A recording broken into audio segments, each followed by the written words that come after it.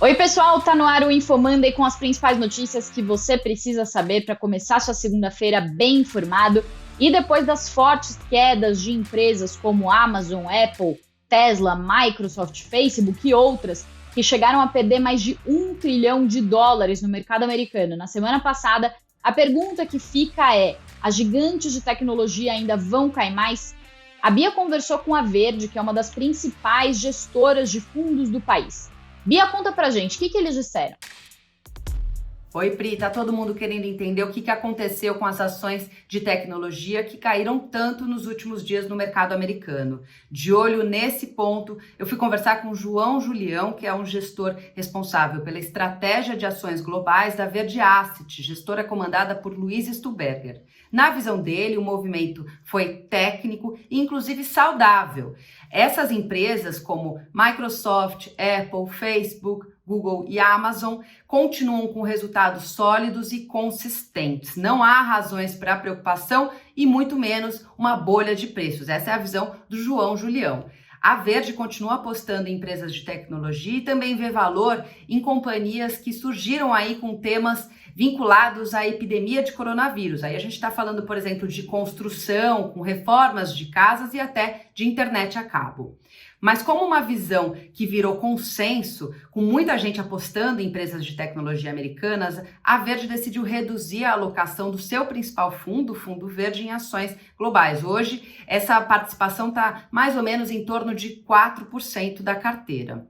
Na nossa conversa, a gente também discutiu os riscos pela frente. Claro que as eleições presidenciais americanas estão entre os destaques, com todo mundo tentando entender como Donald Trump vai enfrentar Joe Biden, que aparece como favorito na disputa. E outro aspecto importante diz respeito à inflação. Será que os preços vão virar uma preocupação daqui para frente, esse aumento aí da inflação? É algo que a gente vai ter que monitorar. Para a semana que vem aqui no Brasil vai ter um evento importante, né, Figo?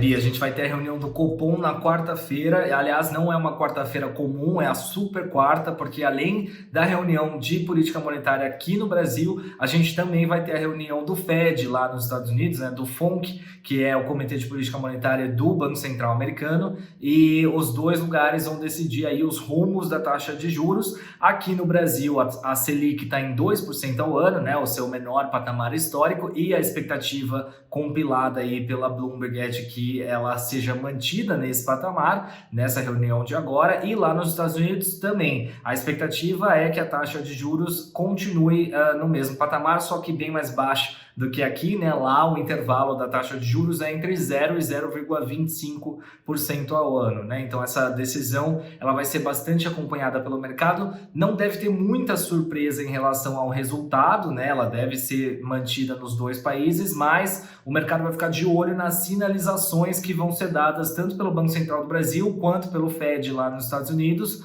porque daí ele vai dizer aí como é que é a leitura dele sobre a economia e sobre os próximos passos que eles vão dar em relação à política monetária. A gente vai ficar de olho nisso. E aí tem um recado para você que está assistindo a gente, que é sobre o podcast Os Pregões que Fizeram História. É o novo podcast do InfoMoney, que já estreou. A gente estreou com um episódio do 11 de setembro, né, do atentado às Torres Gêmeas nos Estados Unidos. E na sexta-feira vai sair o segundo episódio, que é sobre o Investment Grade, né, quando o Brasil recebeu ali o tão esperado selo de bom pagador pelas agências internacionais. Isso teve uma repercussão bastante pesada na Bolsa, e aí eu converso ali com o Giba, que é o analista da Rico, e com o Fábio Akira, que é o economista-chefe da Blue Line, que era o economista do JP Morgan aqui no Brasil. Então são pessoas que foram bem importantes, acompanharam de perto esse episódio e vão contar pra gente como é que foi e qual foi esse impacto aí no mercado financeiro. Bom, e na política, Marcos, o que a gente vai ter de novidade?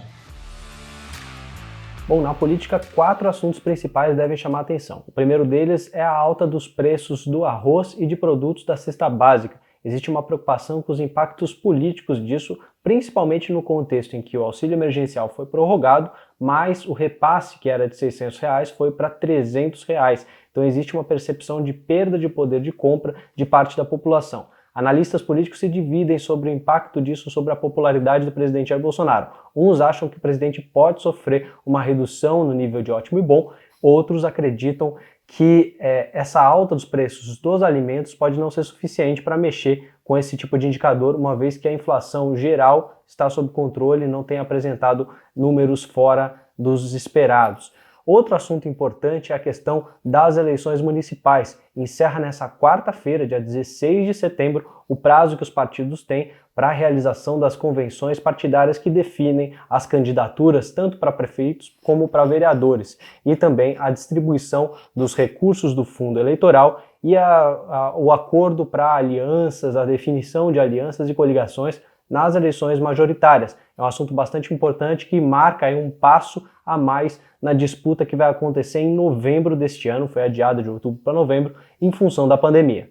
O terceiro assunto é a reforma administrativa. A proposta tinha sido encaminhada pelo governo, mas ainda não começou a tramitar de fato no Congresso Nacional. Isso porque a Câmara precisa instalar a Comissão de Constituição e Justiça, que não funciona desde o início da pandemia, para poder iniciar os trabalhos, mas existe um grande impasse entre os parlamentares para a reinstalação das comissões, a disputa por vagas, por cargos e por indicações, e quais comissões vão voltar a funcionar nesse período, e nesse período muito curto, como que vão funcionar as regras, já que todo ano tem eleição para as comissões e definição da mesa, enfim, definição da composição dos colegiados. O quarto e último assunto envolve a presidência de Luiz Fux no Supremo Tribunal Federal. Ele tomou posse na última quinta-feira para um mandato de 2 anos. Nos próximos dias vai ficar um pouco mais claro como que vai ser a cara dessa gestão e o que esperar de pauta prioritária. O ministro é conhecido como um lavajatista, então vai ser interessante observar como que ele vai se portar diante desse momento de fragilidade política da Lava Jato, e ele também é visto como alguém simpático a pautas econômicas de interesse do governo federal, embora seja também considerado um corporativista que defende alguns interesses da magistratura. Então vamos monitorar quais vão ser os principais temas em discussão durante a gestão dele e como que vai ser a relação com os demais poderes. Se você quiser acompanhar todos esses assuntos mais de perto, eu sugiro que fique de olho no nosso podcast semanal Frequência Política, disponível em todos os agregadores de podcast. Agora, a Priscila vai falar dos destaques em finanças na semana. Diz aí, Priscila.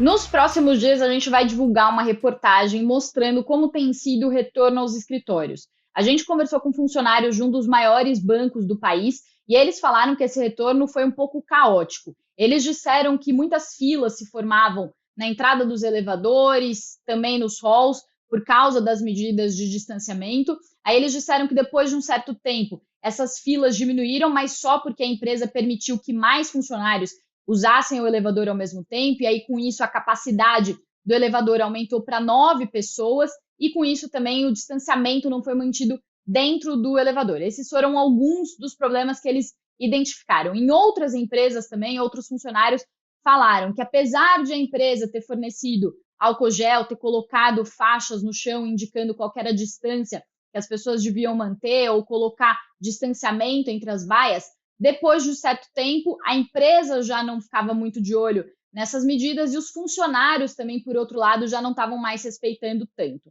A gente conversou com 2 consultorias que falaram que as empresas que têm acertado nesse retorno gradual são aquelas que estão trazendo de volta só uma parte da sua força de trabalho, cerca de 30% da equipe, aquelas que estão adotando rodízios entre os funcionários, então cada funcionário, por exemplo, vai 2 vezes por semana à empresa, e também aquelas que estão permitindo que os funcionários voltem, que o retorno seja opcional, e estão deixando essa opção principalmente para os funcionários que têm filhos pequenos, estão deixando o home office como opção para aqueles que moram com pessoas que são do grupo de risco e também para aqueles que precisam usar o transporte público para chegar ao trabalho. Daqui a pouquinho essa matéria vai ser publicada, eu vou colocar o link aí para vocês acompanharem. E esse foi mais um InfoMonday com as principais notícias que você precisa saber para começar a sua semana bem informado. Tudo isso você encontra aqui no infomonday.com.br. Obrigada pela audiência. Até a semana que vem. Tchau, tchau.